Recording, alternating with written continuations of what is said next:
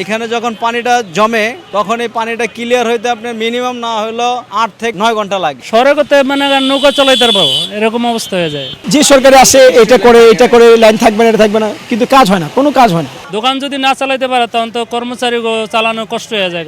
10 বছর কালের থেকে যতদিন আসছি ততদিন ধরে পানি জমতেছে।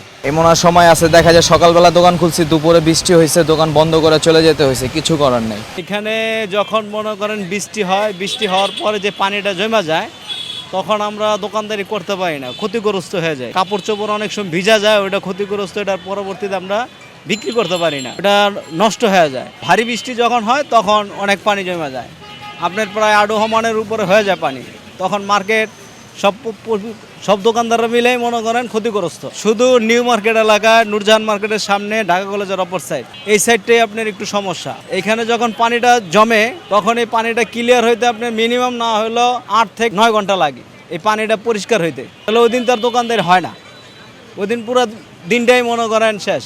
রাস্তা ভেদ করে আমাদের দোকানে ঢুকে যায়। ওই 1 ঘন্টা 1.5 ঘন্টা বৃষ্টি হলে ড্রেন আছে বড় মোটা, ওটার মধ্যে বালু আর ওই যে আপনার পলিথিন ঢুকে থাকে, পানি যায় না। যেদিন বৃষ্টি আসে সেদিন তো আমাদের দোকান বন্ধ করে দিতে হয়।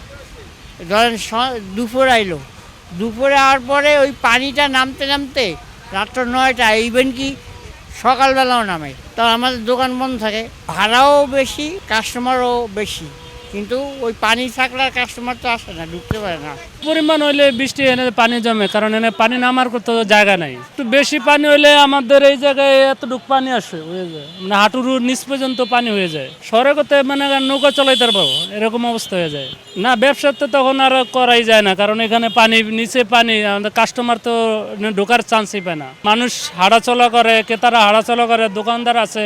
আমরা আহ্বান করবো যাতে এই যে দ্রুত এই কাজটা করা হয়, যাতে মানুষও চলাফেরা করতে পারে, আমরাও যেন একটু স্বস্তিভাবে দোকানদারি করতে পারি। কারণ এখন যে পরিস্থিতি, মানে বেচাকিনি একবারেই কম। হাজার হাজার কর্মচারী আছে, মহাজনরা আছে, দোকান যদি না চালাইতে পারে তখন তো কর্মচারী চালানো কষ্ট হয়ে যায়। সামনের রাস্তায় বৃষ্টি যদি বেশি হয় তাহলে পানি এ পর্যন্ত হয়ে যায়, হাঁটু সমান হয়ে যায়। আর বেশি বৃষ্টি হলে এখানে পানি উঠে যায়। এটা সমাধানের উপায় এখন সুয়ারেজ লাইন ঠিক করতে হবে। এই লাইন পুরোটা ভাঙা, লাইন ঠিক না করা পর্যন্ত আপনার পানি জমা কমবে না। আমি এখানে 10 বছরের থেকে, এই 10 বছরের কালের থেকে যতদিন আসছি ততদিন ধরে পানি জমতেছে। রিক্সা ভাড়া তো অবশ্যই বাড়ে, একটু বৃষ্টি আসলে তো রিক্সা ভাড়া বেশি বাড়া জায়গা। এখান থেকে এখানে গেতে তো 50 টাকা নেয়। তেমন ব্যবসা হয় না, তো তখন তো মানুষ তো হাসতে পারে না, কীভাবে ব্যবসা হবে? কারণ মানুষ যদি না আসতে পারে কীভাবে বিক্রি করুন, কীভাবে? ব্যবসা বাণিজ্য তো এমনি লসে। যে মনে করে এখন যে বৃষ্টি যে দিনটা আসছে, প্রায় কিছুদিন আগে মানে ঈদের আগে আপনার একটা গাড়ি ছিল সিটি কর্পোরেশনের থেকে, ওই আইসা পানিটা চেঞ্জ করে ওখানে দিয়ে দিত, সুবিধা হইতো না। তো এখন দেখছি ইদানিং এইগুলো জিনিসটা নাই, তো আমাদের অনেক ক্ষতি হইতেছে ভাই। যে সরকারে আসে এটা করে লাইন থাকবে না, এটা থাকবে না, কিন্তু কাজ হয় না, কোনো কাজ হয় না।